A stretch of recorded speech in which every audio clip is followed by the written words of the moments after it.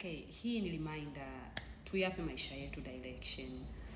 Tuandae malengo ambayo tunatamani kutimiza kwenye maisha. Kwa mliokuwa na email ya jamii from January mpaka sasa hivi, tuliandaa ile document yetu ya malengo. Tuliandaa document ya malengo and next week nataka tu review ili tuangalie tumefikia wapi. Ni miezi 6 sasa imeshakamilika. Sasa hivi huu ni mwezi wa 7 ambao unakaribia kuisha. Tuangalie malengo ambayo tuliyaweka. Je, tumeanza kuyafanyia kazi? Tumesogea? Inatakiwa sasa hivi at least imefika half of it. Mnakumbuka tuliandaa malengo na nikasema tuyaombe ili Mungu ayafanyie kazi. Nilisema malengo tuyagawanye, tuweke malengo kwenye career wise, masuala ya kazi na kila kitu. Spiritual wise, masuala yetu ya kiimani na kila kitu. Masuala yetu ya fedha, tujiwekee malengo kwamba tunataka the end of the year tuweze kusave kiasi gani, tuweke emergency fund kiasi gani, tufanye investment za kiasi gani. Lakini masuala yetu ya kijamii jamani, tupo makazini, tuko busy sana. Tuna interact vipi kwenye masuala ya kijamii pia? Kwa hiyo tulisema kwenye malengo tuweke katika angle tofauti, kiuchumi, social, kila kitu kiweke sawa. Personal growth. Mnakumbuka tuliweka malengo nikasema mimi nitasoma vitabu 10 mwaka huu ukiisha. Sasa hivi mimi mwenzoni nimetimiza vitabu 4, nilitakiwa nimetimiza 5.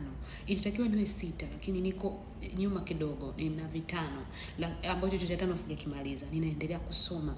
Lengo ni kujifanya kuzidi kujiweka, tuzidi kuwa bora. Tuyape maisha yetu mwelekeo.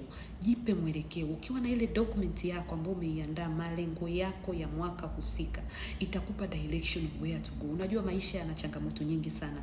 Maisha yana kelele nyingi sana. Kuna muda tunavyoendelea kuishi, tunajikuta tuna miruzi mingi sana hapo katikati, then we lose the direction. Lakini if you put your malengo umeandika, tuliandika mnakumbuka. I had a document nilishare na nyinyi, nilitengeneza video kabisa namna gani tunayaandaa, na sasa hivi ni muda wa kufanya review, kuandaa ripoti yetu ya miezi 6 kwa sababu miezi 6 imeshatimia.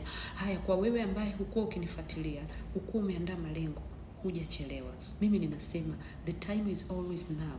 Umegundua sasa hivi, anza sasa hivi. Walioanza zamani tutaendelea nao. Ambao unaanza sasa hivi, anza sasa hivi. Yaweke malengo yako kwa kuyaandika. Usiweke malengo kichwani. Kichwa kinachanganyikiwa mara kwa mara, yataondoka, yatasaulika, hayatakuwa serious. Lakini ukiyaweka kwenye maandishi, it will be easy for you to do follow up. It will be easy for you to kumbuka. It will be easy for you to implement, and trust me. Mimi sio nabii, lakini ukiandika things will be. Kwa sababu tunavyoandika tuishi kuandika tu.